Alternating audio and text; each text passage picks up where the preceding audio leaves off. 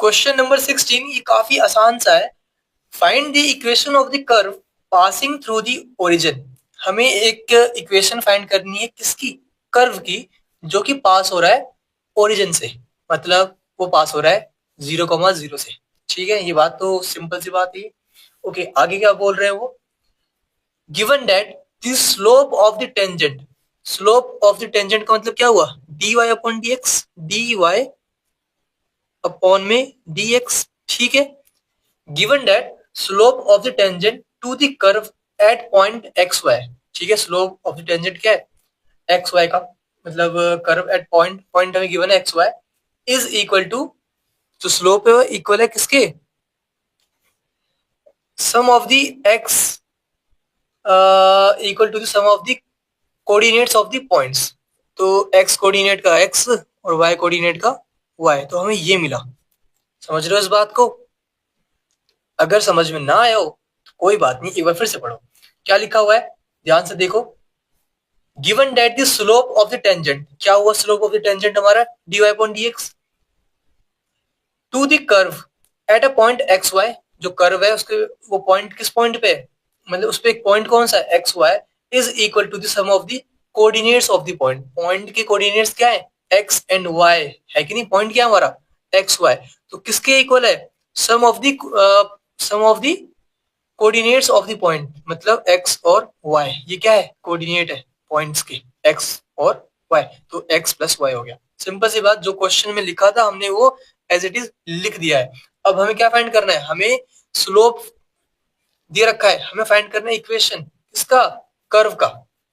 हमें differential equation given है और हमें कर्व की इक्वेशन फाइंड करनी है। मतलब ये dy अपॉन dx गायब करो। कैसे गायब करोगे?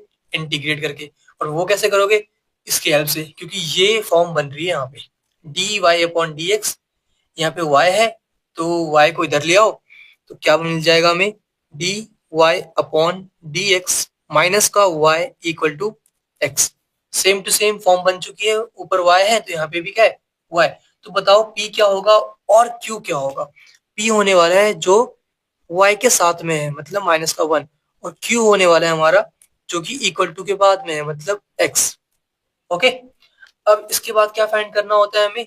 इंटीग्रेटिंग फैक्टर, मतलब आई एफ। आई एफ की वैल्यू क्या आएगी बताओ? आई एफ हमारा क्या आने वाला है? इंटीग्रेटिंग फैक्टर ई की power integration P D x. Okay, यहाँ पे मैंने पी क्यू लिख दिया, ये तो क्यू है ना, क्यू की वैल्यू क्या है? एक्स। अच्छा, पी डी एक्स, तो पी क्या है हमारे पास? -1, तो ये क्या आ गया? ई की power integration of -1 D x, मतलब ई की पावर माइनस का एक्स। ओके, तो हमें आई एफ की वैल्यू मिल चुकी है। अब हम क्या निकालेंगे? General solution. ठीक है, तो general solution of differential equation यहाँ पे लिख लेना, जिसकी वैल्यू क्या होती है? y इंटू में आई एफ, y इंटू में आई एफ क्या है? ई की power minus x equal to integration of q। q क्या है हमारा? x, तो x इंटू में आई एफ मतलब ई की पावर माइनस का x और dx प्लस सी। इसकी वैल्यू फाइंड कर लो तो आपको इक्वेशन ऑफ द कर्व मिल जाएगी।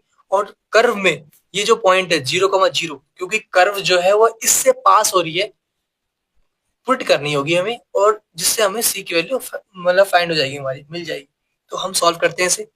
यहाँ पे देखो, इंटीग्रेट करना है, दोनों ही वेरिएबल है, एक्स भी वेरिएबल है, ई की पावर माइनस एक्स भी वेरिएबल है, तो हमें इसकी हेल्प लेनी होगी आइलेट की।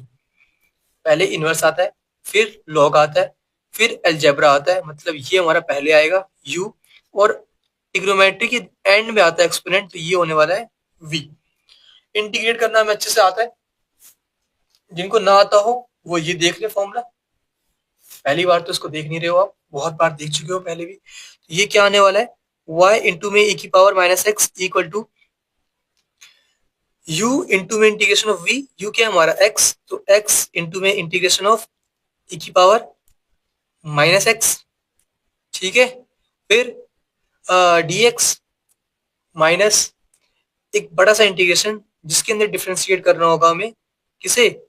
u को, मतलब x को, फिर इंटीग्रेट करना होगा v को वापस से, माइनस का x dx, फिर हमारा ये ब्रैकेट क्लोज और एक dx और आ जाएगा यहाँ पे। ठीक है, तो ये आ चुका है, प्लस एक कांस्टेंट वैल्यू है तो प्लस का सी कर दो, तो ये आ गया हमारे पास y इंटू में e की power minus x equal to x.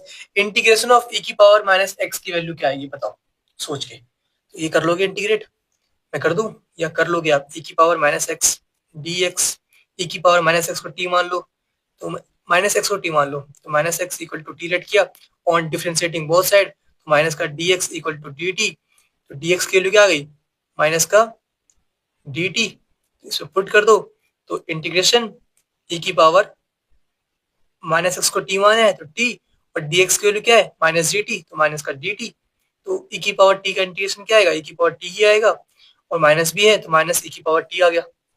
Okay, तो मैं यहाँ पे पुट कर दूं माइनस, अच्छा टी की वैल्यू क्या है, टी हमारे क्या है माइनस एक्स, तो माइनस ई की पावर माइनस एक्स आ गया। ठीक है, तो मैं यहाँ पे लिख दूं माइनस ई की पावर माइनस एक्स, इसे इंटीग्रेट किया हमने तो क्या मिला माइनस ई की पावर माइनस एक्स, यहाँ पे पुट कर दिया, फिर माइनस है integration D upon D x, x का क्या होता है वन होता है, तो ये वन इंटू में इसका इंटीग्रेशन निकाल चुके हैं हम जो कि आया माइनस ई की पावर माइनस एक्स, और प्लस का सी और डी एक्स भी है यहाँ पे, तो सॉल्व हो चुका है, बस आपको छोटे मोटे काम करने पड़ रहे हैं, आप जल्दी से करके कंप्लीट करो इसे। इक्वल टू में माइनस इंटू प्लस माइनस होता है, तो माइनस एक्स ई की power minus x, minus into minus plus होगा, फिर ई की पावर माइनस एक्स का इंटीग्रेशन क्या होता है माइनस ई की पावर माइनस एक्स, ठीक है, प्लस का सी, तो ये वैल्यू आ चुकी है हमारे पास। तो इसके अंदर देखो सबके पास ई की पावर माइनस एक्स है कि नहीं, चलो मत ही लिखो, तो ये क्या है ई की power minus x equal to minus X E की power minus X plus into minus minus होता है माइनस ई की power minus X plus C, और ये पास हो रहा है ओरिजिन से, ठीक है डन। तो बताओ एट ओरिजिन, एट ओरिजिन, ठीक है, मतलब 0,0, जब x की वैल्यू 0 होगी और y की वैल्यू 0 होगी, इसका मतलब क्या है x equal to 0 and y equal to 0, लिखने की जरूरत तो वैसे है नहीं लेकिन मैंने लिख दिया। तो c की वैल्यू क्या मिलेगी बताओ, अगर मैं x की वैल्यू 0 पुट करता हूँ और y की वैल्यू 0 पुट करता हूँ तो मुझे क्या मिलेगा, यहाँ पे y की वैल्यू 0 करोगे 0 इंटू कुछ भी हो 0 होता है, 0 इंटू कुछ भी हो 0 होता है, फिर यहाँ पे क्या आएगा e की पावर माइनस 0, मतलब e की पावर 0, e की पावर 0 क्या आएगा बताओ 1 होगा, किसी की पावर 0 होता है तो वो 1 के इक्वल होता है, तो यहाँ पे क्या आने वाला है -1, इसकी वैल्यू -1 आने वाली है, ये 0 होने वाला है, ये 0, क्योंकि यहाँ पे y इंटू कुछ है, y की वैल्यू 0 पुट करनी है, x इंटू कुछ है, इसकी वैल्यू 0 पुट करनी है x की वैल्यू, तो यहाँ पे -1 मिलेगा। तो हमें सिंपल सी बात है c की वैल्यू क्या मिल गई यहाँ से, लिख मैं प्रॉपर लिखू या समझ गए, ये 0 आएगा इक्वल टू 0 -1 प्लस सी, मतलब यहाँ से सी की वैल्यू क्या मिल गई, सी इक्वल टू 1 मिल गई। अब ये सी की वैल्यू जो 1 मिली हुई है ना, आपको करना क्या है, इसे पता है हमें क्या करना है, आपको ये वैल्यू सी की ये वाली वैल्यू जो मिली है वो इसके अंदर पुट कर दो और आपका आंसर कंप्लीट हो जाएगा, आपको जो चाहिए इक्वेशन ऑफ द कर्व वो आपको मिल जाएगी। ठीक है, बस आपको ये 1 इसके अंदर पुट करना है और हमारा आंसर कंप्लीट हो गया। ठीक है, लेकिन ये बुक से मैच नहीं हो रहा होगा, अगर आप 1 पुट भी कर दोगे तो बुक से मैच नहीं होगा। आंसर क्या मिलेगा आपको, आपको ये मिलेगा y e की पावर माइनस एक्स, ठीक है, equal to minus X E की power minus x minus E की पावर माइनस एक्स, और c की वैल्यू है 1, c की वैल्यू क्या है 1, तो प्लस का 1।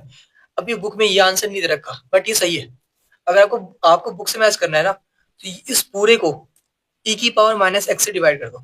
ठीक है, अगर आप पूरे को e की पावर माइनस एक्स से डिवाइड करोगे तो क्या मिलेगा, यहाँ पे y मिलेगा, यहाँ पे भी e की पावर माइनस एक्स है तो ये कैंसिल हो जाएगा, यहाँ पे माइनस का x मिलेगा, यहाँ पे भी e की पावर माइनस एक्स है कैंसिल होके 1 मिलेगा, और यहाँ पे क्या मिलेगा 1 अपॉन में e की पावर, यहाँ पे 1 है ना तो 1 अपॉन में e की पावर माइनस एक्स मिलेगा, और आप माइनस एक्स को ऊपर ले जाओ तो e की पावर x बन जाएगा।